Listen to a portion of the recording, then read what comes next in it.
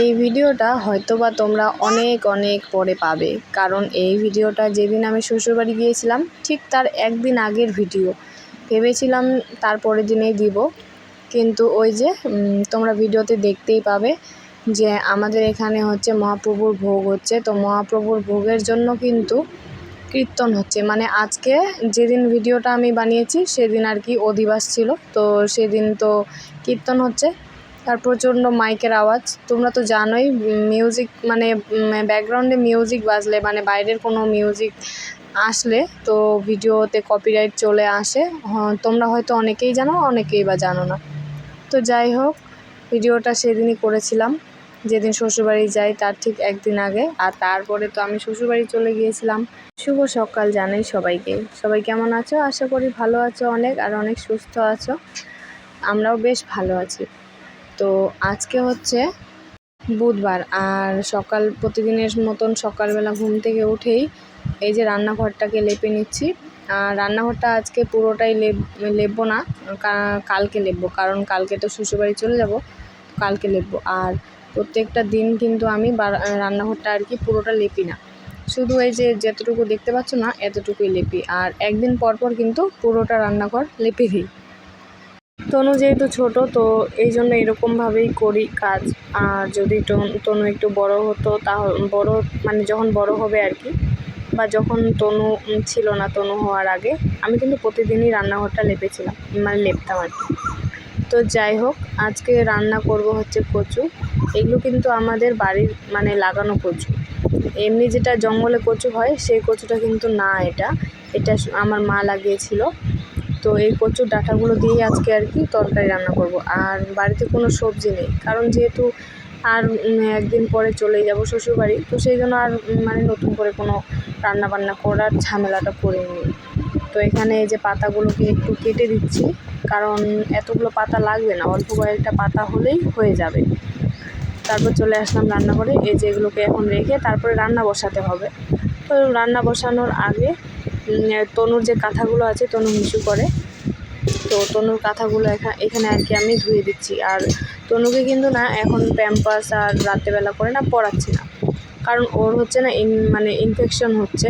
তো সেই জন্য, আর জানোই তো প্রচুর গরম পড়েছে, তো সেই জন্যই ওর হচ্ছে মানে কেমন যেন একটা ইনফেকশন হচ্ছে। আর ওর না একটুতেই ইনফেকশন হতেই থাকে, মানে এই যে ধরো কোনো ধুলোবালি ঘাটলে, ধুলোবালি তো সারাদিন ঘাটতেই থাকে, তোমরা তো দেখোই, ধুলোবালি ঘাটতে ঘাটতে ওর না ইনফেকশন হয়ে যায়, মানে চুলকোতে থাকে গোটা গা হাত পা। তো কেন যে এরকম প্রবলেম, হয়তো বা সিজারের বাচ্চা, সেই জন্যই। তো কী করব, একা মানুষ, তো সেই জন্য আর কি ওকে তো হচ্ছে ছেড়ে দিয়েই আমাকে কাজ করতে হয়, কোনো কিছু করার নেই।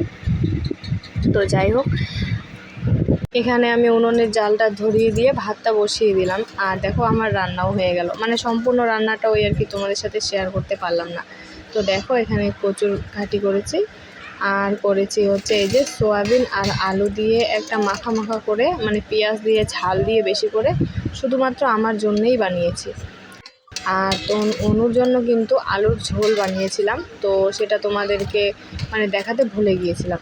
আর আলুর ঝোলটা দিয়ে অনু যে এত সুন্দর ভাত খেয়েছিল, তো কী আর বলবো। আর তারপরে ওকে একটু কচুও দিয়েছিলাম, ভেবেছিলাম যে যেহেতু ঝাল বেশি দিয়েছিলাম ওই খাবে না, আবার একটু মিষ্টিও দিয়েছিলাম। মানে আমি আবার কচুর ডাঁটা রান্না করলে আমি একটু চিনি দিই, মানে চিনি দিলে মিষ্টি মিষ্টি ভাবটা থাকে না, বেশ ভালো লাগে খেতে।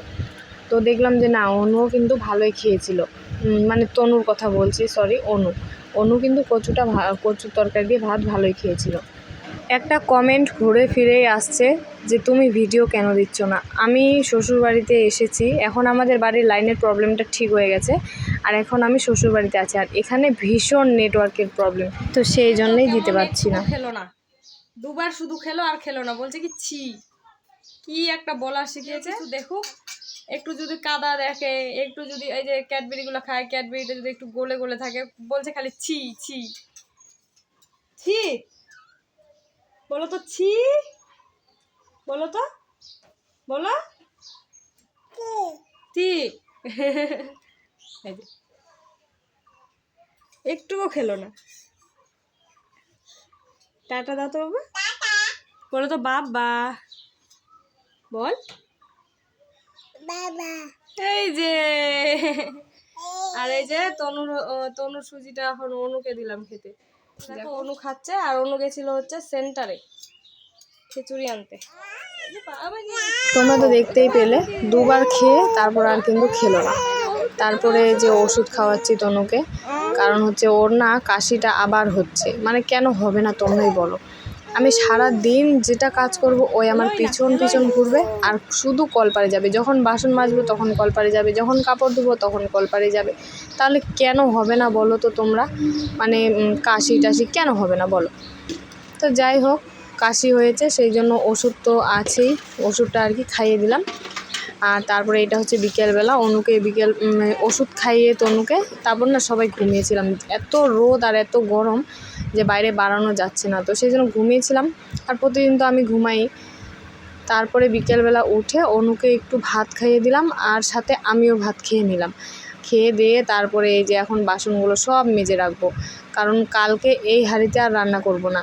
কালকে যেহেতু দুপুরে আমি আমার শ্বশুরবাড়িতে চলে যাব, তো সেই জন্য কিন্তু আমি ছোটো হাঁড়িতে করেই রান্না করব, আর রান্না করে টোরে খেয়ে দিয়ে আর কি যাব।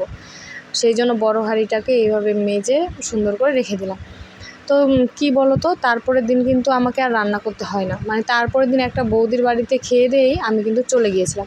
মানে আজকে যে সমস্ত কিছু মেজে রাখলাম না, বেশ ভালোই হলো। তো তারপরে কয়েকটা কাপড় ছিল অনুর, তো কাপড়গুলো দুপুরবেলায় ভিজিয়েছিলাম ধোয়ার জন্য। তো তনু স্নান করার সময় তো ধুতেই দেয়নি, এত মানে বিরক্ত করছিল।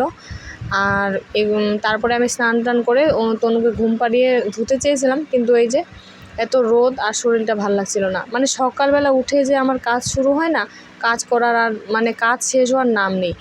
ধরো তোমার দুপুর 2টো পর্যন্ত আমি টোটালি কাজ করতেই থাকি। তারপর দুপুর 2টো বা 1:30 2টার সময় গিয়ে আমার ছুটি হয়। তারপর একটু সেই শর্ট ভিডিও বানাই, তারপর মানে তনুকে ঘুম পাড়িয়ে আর কি ভিডিও টিডিও বানিয়ে তারপরে আমিও আর কি শুয়ে পড়ি। তো সেই যে শুই মানে 2টো 1:30 2টোর সময় ঘুমাই, একদম বিকেলবেলা 4টা 3:30টার সময় কিন্তু উঠি। তো যাই হোক, এখানে কাপড়গুলো শুকোতে দিয়ে দিলাম। আর তারপর মনে ছিল না যে গাছগুলোতে জল দিতে হবে। নয়নতারা গাছের কয়েকটা আর কি চারা বসিয়েছি। জানি না শ্বশুরবাড়ি তো যাব, তখন এই চারাগুলোর কি অবস্থা হবে। তো জল দেওয়া তো হয়ে গেল, আর এই গাছগুলোর উপর না ভীষণ মায়া লাগছে, কালকে চলে যাব। তো চলো, এখানে একটা চাল কুমড়ো আর পুঁই শাকের গাছ লাগিয়েছি, চলো দেখাই। আর ওইদিকে না কীর্তন হচ্ছে, তো সেই জন্য আর কি কীর্তনের আওয়াজগুলোই তোমরা শুনতে পাচ্ছ, দেখতে পাচ্ছ ওই যে দাঁড়াও দেখাচ্ছি। তো ভিডিওটা আমি এখানেই শেষ করছি। জানি ভিডিওটা দিতে অনেকটা লেট হলো, তবুও জানিও কেমন হয়েছে।